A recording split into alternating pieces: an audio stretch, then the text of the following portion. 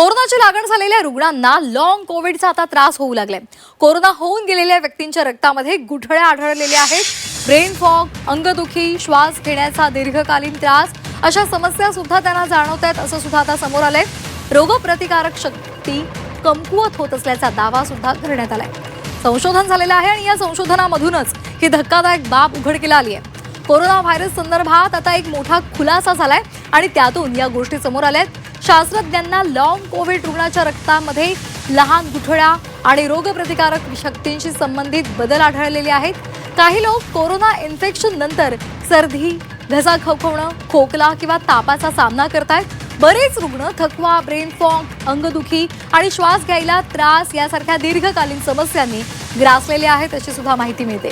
शास्त्रज्ञांनी आता long Covid रुग्णांमध्ये दोन महत्त्वाचे बदल पाहिलेले आहेत। रक्तातील मायक्रोक्लॉट्स आणि न्यूट्रोफिल नावाच्या रोगप्रतिकारक पेशींमध्ये बदल झालेला आहे। मायक्रोक्लॉट्स हे रक्तामध्ये फिरणाऱ्या क्लॉटिंग प्रोटीनच्या गुठळ्या होत असल्याचं समोर आलंय।